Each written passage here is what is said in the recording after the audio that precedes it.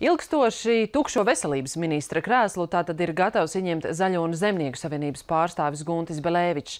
Cilvēks, kurš tikai šodien beidzot pametis darbu uzņēmuma Saules aptieku valdē.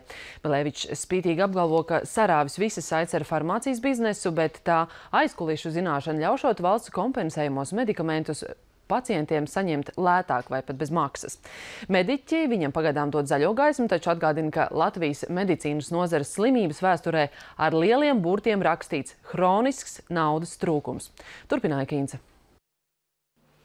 Bijušais aptiekāru asociācijas vadītājs un Saules un Mēness aptieku kādreizējais īpašnieks Guntis Belēvičs apgalvo, ka ar šo biznesu viņam visas attiecības ir beigušās. Tas, ka reiz viņam piederēja liels aptieku tīkls, esot pagātne, un jomas pārzināšana palīdzēšot cīņā par zāļu cenām. Mans farmācijas bizness beidzās pirms 8 gadiem, 2006. gadā, kad es pārdevu atlikušās Mēness aptiekas, Saules aptiekas 2004. gadā, pirms 10 gadiem. Man bija 43, dēlam nu ir viena, pareizāk sakot, pusotra.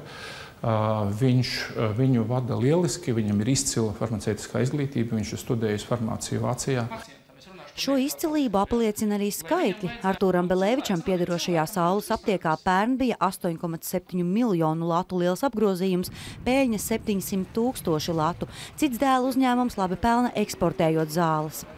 Par spīti ciešajām saiknēm ar farmācijas jomu Latvijas lielākā mediķu arotbiedrība Belēviča kandidatūru atbalsta. Es šo kandidātu gribētu vērtēt pozitīvi, jo Belēviča kungam ir gan zinātnieka kvalifikācija, gan arī pieredze farmācijas jomā, kas ir būtiski veselības aprūpes sastāvdaļa. Viņam ir arī konkrētas idejas ar to saistībā, proti, kā pazemināt zāļu cenas, kas būtu ļoti jauki. Bez šaubām ir arī citi aspekti, kas jāņem vērā. Pirmais, veselības aprūpe ir daudz plašāka nekā tikai farmācija. Belēvičs sakās to saprotam. Slimnīcās un aparatūrā arī bezjēdzīgi pirktā pēdējos gados investēts pietiekami. Tagad kārta celt mediķu algas un samazināt pacientu līdzmaksājumus. Jautājums, kur ņemt naudu, neieviešot jaunu nodokli.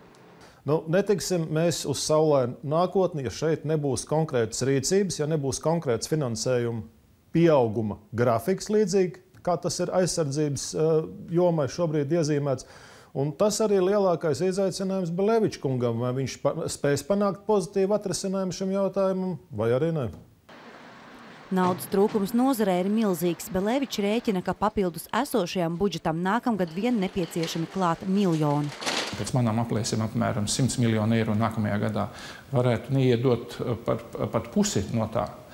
Tajā pašā laikā es saprotu, ka šis papildus finansējums ir nepieciešams. Mans galvenais uzdevums būs pārliecināt koalīcijas partnerus, citus ministru kabineta locekļus par to, ka tiešām veselības aprūpe ir prioritāte. Pārliecināt par to, ka nav iespējams nekāds ekonomiskais izrāviens, ja tauta ir slima. Viņa pazinēji saka, ka Belēvičs ir sava ceļa gājējs, spītīgs un neatlaidīgs, kas mūsu valsts medicīnā, kur palīdzības sniegšana nereti sākas un uzreiz arī beidzas pēc neatliekamās palīdzības saņemšanas, varbūt nemaz arī nesot slikti. Kīnce, Alvis Balods, Latvijas televīzija.